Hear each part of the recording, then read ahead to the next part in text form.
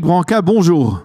Bonjour. Merci d'être avec nous ce matin sur Studio Qualité à l'occasion de la publication de votre nouvel ouvrage. Un ouvrage qui se focalise cette fois, après avoir écrit beaucoup sur les relations entre De Gaulle et les États-Unis et d'autres sur la droite française. Cette fois, vous avez décidé de vous focaliser sur Adolf Hitler et en particulier sur les entretiens qu'Hitler a accordés à des correspondants étrangers, essentiellement des correspondants étrangers, avant son arrivée au pouvoir, c'est-à-dire entre 1923 et 1933. C'est bien exactement. Exact. Non, en 1940.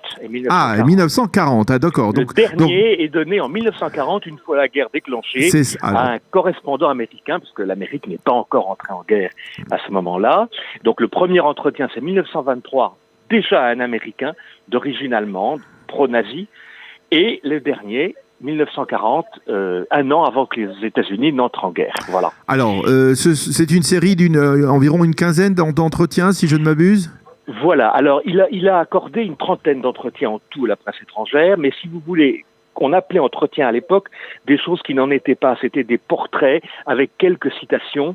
Et souvent, les journaux survendaient l'entretien en disant « exclusif, Hitler parle » et vous n'aviez que 2 ou 3 citations. Donc moi, j'ai choisi dans l'ensemble de ces entretiens, la quinzaine, 16 exactement, qui correspondent vraiment à ce qu'on appelle aujourd'hui une interview, avec questions, réponses, et au moins issues d'un entretien d'1 heure, vous voyez. D'accord. Alors, d'abord, avant de parler du contenu de ces entretiens, les journalistes qui l'ont interrogé, ce sont des journalistes de la presse occidentale, on va dire. Hein. Ce sont des démocrates, on va dire.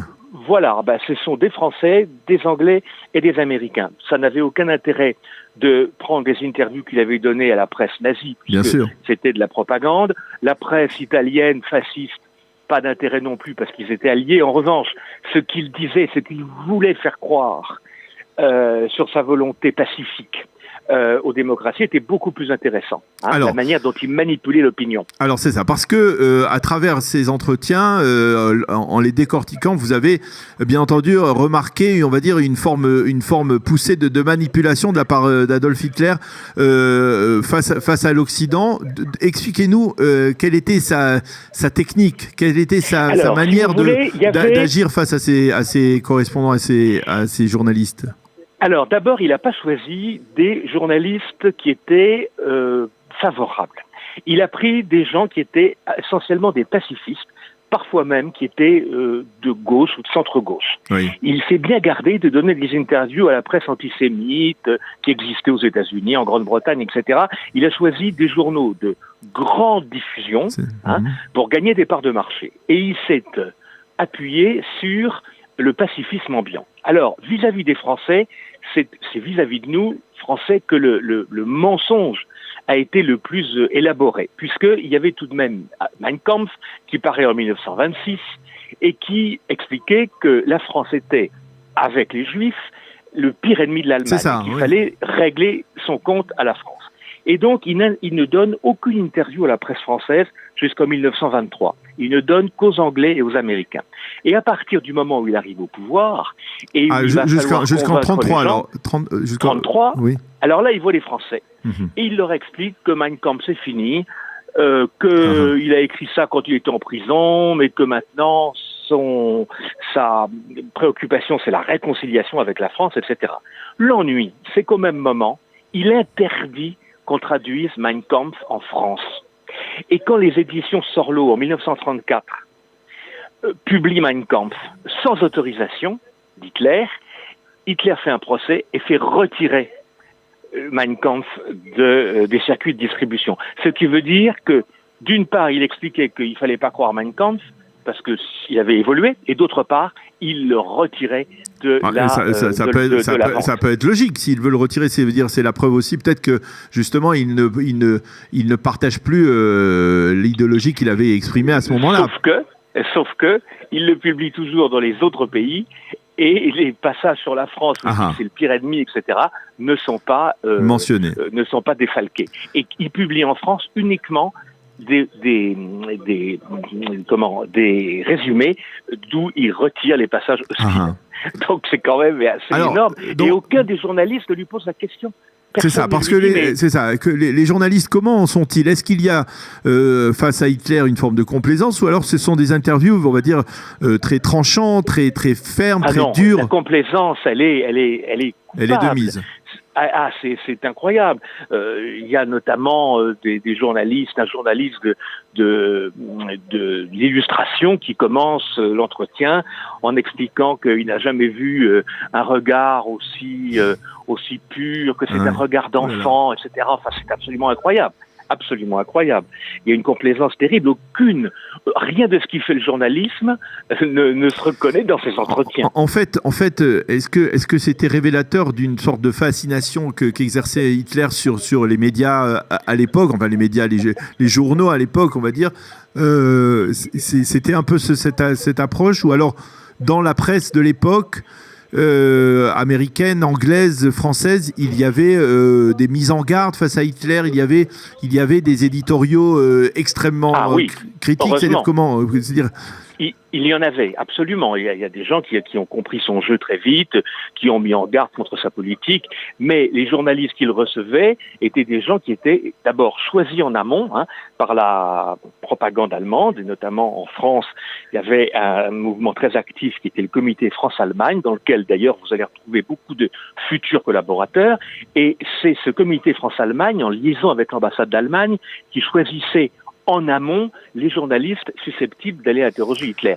Des gens qui seraient allés le voir pour lui poser des questions qui fâchent n'auraient évidemment pas été reçus. Alors, on peut dire qu'à la lecture de ces entretiens, on comprend qu'Hitler, dans une habile manœuvre, on va dire, si on peut parler comme ça, endort l'Occident, ou endort les pays voisins, les pays comme l'Angleterre et la France et les États-Unis, et il les anesthésie, on peut dire.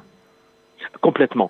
C'est un grand anesthésiste, vous avez tout à fait raison, et il commence d'ailleurs très tôt, mais il faut bien voir qu'il y a une différence de traitement entre les anglo-saxons et les français. Aux anglo-saxons, il dit en gros la vérité, c'est-à-dire qu'il veut la paix avec eux, et ça c'est vrai, jusqu'au bout il essaie de les maintenir en dehors de la guerre, on comprend pourquoi, il a pas intérêt à se battre sur deux fronts, puis il a une grande admiration pour l'Empire britannique, etc.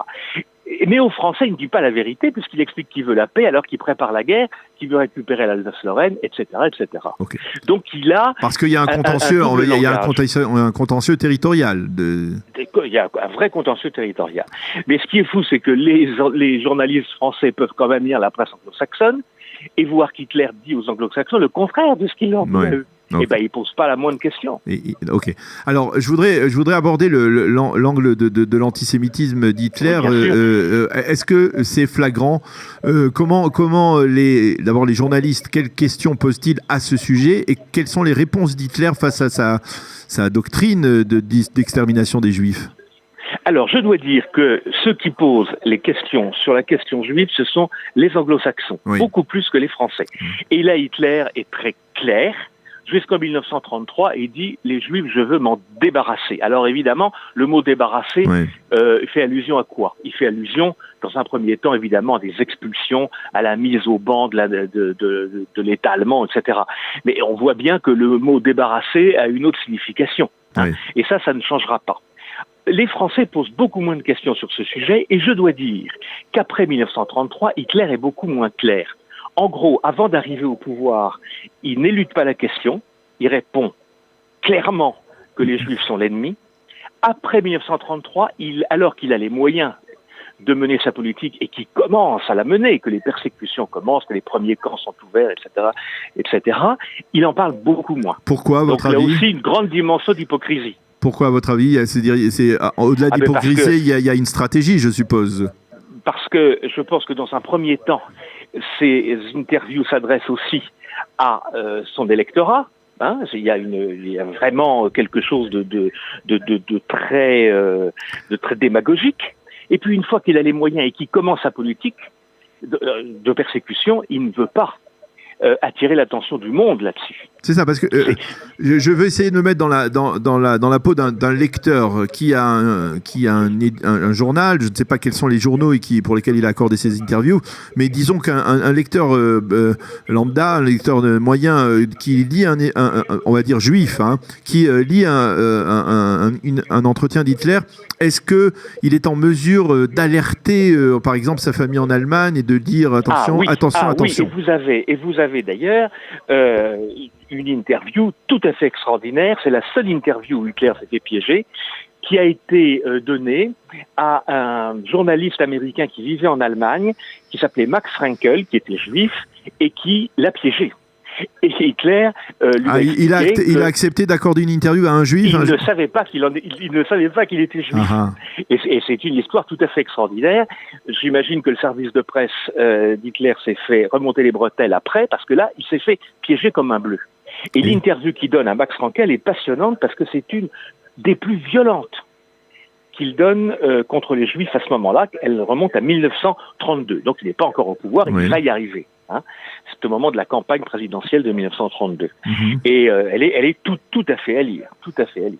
Alors, je voudrais vous poser la question, comment avez-vous eu accès à ces entretiens? C'est-à-dire, est-ce que c'était facile de les retrouver ou alors vous avez dit... oui, alors là, c'était le plus facile. Le plus difficile était de les mettre en perspective et de faire justement, de montrer que ce travail était l'inverse de ce qu'il faisait. Mais en revanche, ils sont publiés sur les sites des journaux, ils ont été quand même publiés avant la guerre à des millions d'exemplaires. Et le plus fou, c'est qu'on ne les a jamais republiés depuis. Donc, moi, mon seul, si vous voulez, ma seule qualité, c'est d'y avoir pensé. Oui. Mais ça n'était pas une grande difficulté de les retrouver. Hein. Vous les trouvez sur le site des journaux, tout simplement. Quelle leçon, Éric Branca, vous tirez de ce que vous avez appris, de ce que vous avez réussi à retrouver on va dire, à extraire de ces entretiens? Quelle est la leçon, on va dire, pour aujourd'hui par rapport à une éventuelle menace de ce type? Il faut se méfier de l'aveuglement et notamment de l'auto-aveuglement, car il n'y a rien de pire que l'auto-aveuglement, c'est-à-dire de recevoir pour argent comptant ce qu'on a envie d'entendre. La stratégie d'Hitler, c'est de dire aux Européens, aux démocraties qui veulent la paix, qu'il est le plus grand pacifiste possible, et que lui, il ose dire à un moment donné que lui, au pouvoir, pas un poteau de frontière ne bougera en Europe.